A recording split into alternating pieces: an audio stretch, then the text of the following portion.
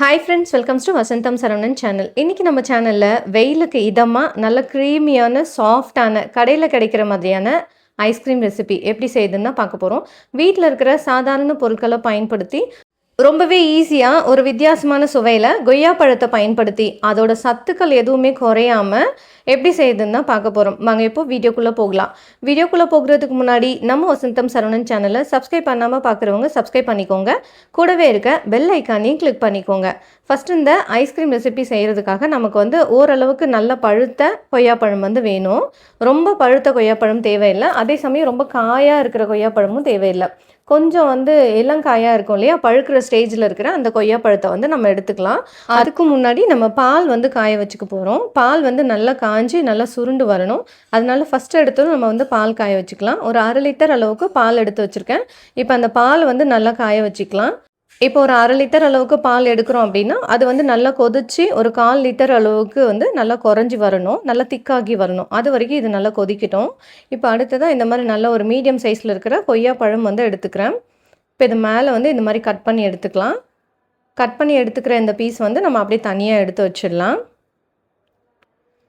இப்போ நம்ம இந்த கொய்யா பழத்தோட இந்த தோலெல்லாம் எதுவும் ரிமூவ் பண்ண போகிறது கிடையாது. அதுக்குள்ளே இருக்கிற அந்த சதைப்பத்தான பகுதி இருக்குது இல்லையா, அதை மட்டும் நம்ம நல்லா ஸ்பூன் வச்சு தனியாக கட் பண்ணி எடுத்துக்க போகிறோம். ஸோ கொய்யா பழத்தில் இந்த விதைகள் எல்லாமே இருக்க தான் செய்யும். ஸோ அதோடு சேர்த்து நல்லா எவ்வளோ இந்த சதைப்பத்தான பகுதி எடுக்க முடியுமோ அவ்வளோ நம்ம வெளியில் எடுத்துக்கலாம்.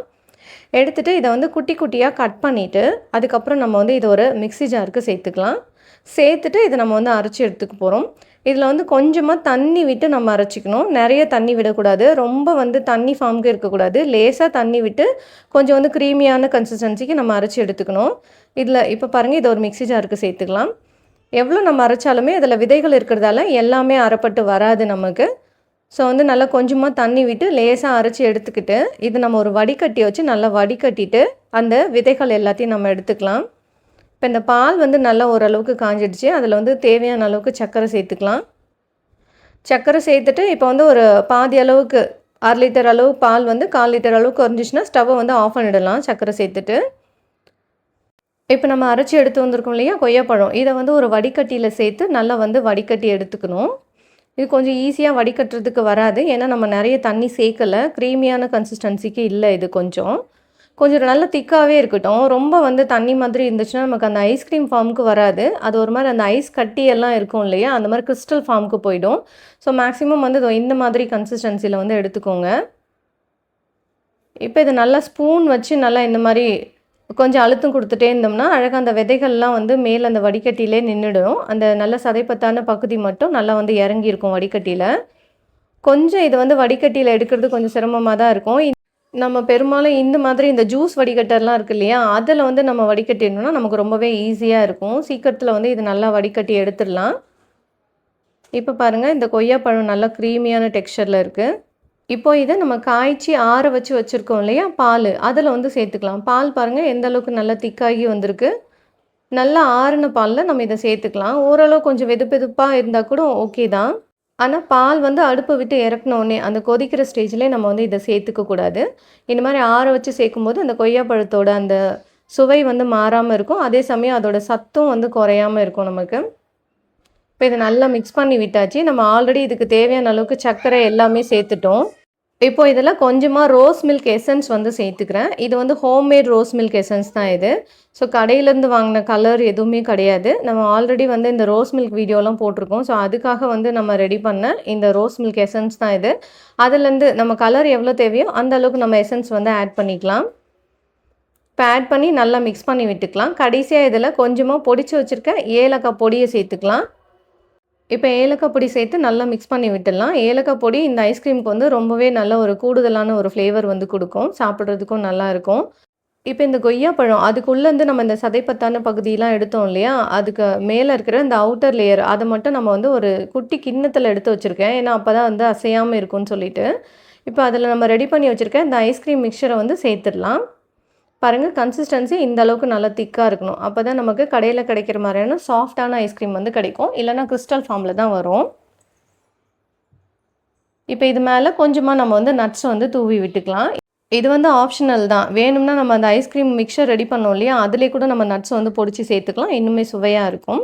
இப்ப நம்ம இது மேல வந்து கட் பண்ணி எடுத்தோம் இல்லையா? அத வந்து இது மேலயே வந்து நம்ம ஃபிக்ஸ் பண்ணிக்கலாம். இந்த கொய்யா பழத்த வந்து மேல் லேயர் மட்டும் கட் பண்ணோம் இல்லையா? அத வந்து அழகா இது மேல மூடி மாரி நம்ம வந்து செட் பண்ணிக்கிட்டோம்னா, இன்னும் கொஞ்சம் நல்லா ஈஸியா இருக்கும் ஃப்ரீசர்ல ஸ்டோர் பண்றதுக்கும். ஸோ அந்த மேல கட் பண்ணி எடுத்து அந்த மூடியும் நம்ம இது கூடயே வந்து சேர்த்துட்டு, அப்படியே எடுத்து நம்ம ஃப்ரீசர்ல வச்சிட போறோம். இத நான் வந்து நைட்டு ரெடி பண்ணி ஃப்ரீசர்ல வச்சுட்டேன். ஸோ மறுநாள் வந்து நல்லாவே ஃப்ரீஸ் ஆகி இருந்துச்சு. இப்ப இதில வந்து எக்ஸ்ட்ராவே கொஞ்சம் வந்து ஐஸ்கிரீம் வந்து இருக்கு. அத வந்து நம்ம இந்த குட்டி, குட்டி கிண்ணங்கள்ல இல்ல டம்ளர்ல வந்து சேர்த்துடலாம். இத வந்து நம்ம ஒரு குல்ஃபி மாரி ரெடி பண்ணிக்கலாம். ரொம்பவே டேஸ்டியா இருக்கும். இப்ப இதில இந்த ஐஸ்கிரீம் ஸ்டிக்கு இல்லாட்டி வந்து ஸ்பூன் ஏதாவது இருந்துச்சுன்னா, நம்ம இந்த டம்ளருக்குள்ள சேர்த்துடலாம். இப்ப இந்த டம்ளர்ல இருக்க ஐஸ்கிரீமையும், இந்த கொய்யா பழத்தில இருக்க ஐஸ்கிரீமையும் நம்ம ஃப்ரீசர்ல வச்சு மறுநாள் எடுத்து பார்க்கலாம். பாருங்க பார்க்குறதுக்கே நல்ல சூப்பரா இருக்கு இந்த கொய்யா பழம். நல்லா இந்த ஐஸ்கிரீம் எல்லாம் நல்லாவே கெட்டியாகிடுச்சு. இத வெளியில வச்சு ஒரு 2 நிமிஷம் இல்ல 3 நிமிஷத்துக்கு அப்புறமா நம்ம கட் பண்ணி எடுத்தோம்னா ஈஸியா இருக்கும் இன்னுமே. நம்ம டம்ளர்ல வச்ச இந்த குல்ஃபியுமே வந்து சூப்பரா கொய்யாப்பழ குல்ஃபியுமே செம்மையா இருந்துச்சு. லேசா இத நம்ம ட்விஸ்ட் பண்ணி விட்டாலே எடுக்கிறதுக்கு வரும். இப்ப இந்த ஐஸ்கிரீம் எடுத்து நம்ம ஒரு பிளேட்டுக்கு தனியா வச்சிடலாம்.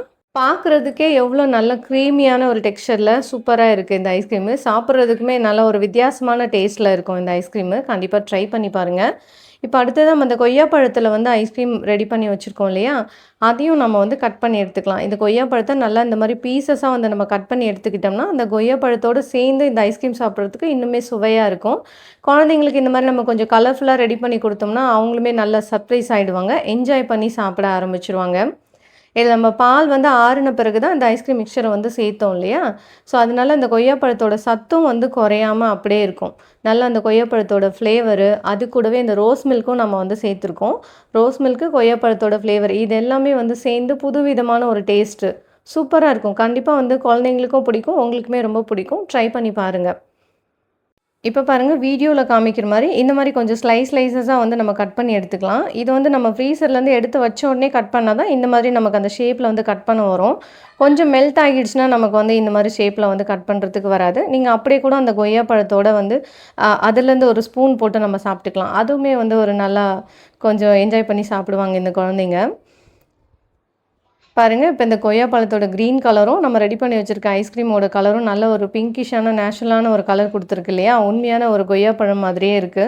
ஸோ இந்த மாரிலாம் குழந்தைங்களுக்கு குடுத்தோம்னா, அவ்வளோதான் அவங்க பயங்கர ஹாப்பி ஆயிடுவாங்க. Okay friends. கண்டிப்பா நீங்களும் இந்த கொய்யாப்பழ ஐஸ்கிரீம உங்க வீட்ல ட்ரை பண்ணி பாருங்க. ட்ரை பண்ணி பார்த்துட்டு, இதோட டேஸ்ட்டு எப்படி இருந்ததுன்னு கமெண்ட் பண்ணுங்க. இந்த வீடியோ உங்களுக்கு ரொம்ப பிடிச்சிருந்தா, இந்த ரெசிபிய உங்களோட ஃபேமிலி அண்ட் ஃப்ரெண்ட்ஸ்க்கு ஷேர் பண்ணுங்க, லைக் பண்ணுங்க, கமெண்ட் பண்ணுங்க. இன்னும் நம்ம வசந்தம் சரவணன் சேனல சப்ஸ்கிரைப் பண்ணாம பார்க்குறவங்க சப்ஸ்கிரைப் பண்ணிக்கோங்க. கூடவே இருக்க பெல் ஐகானையும் கிளிக் பண்ணிக்கோங்க. தேங்க்ஸ் ஃபார் வாட்சிங்.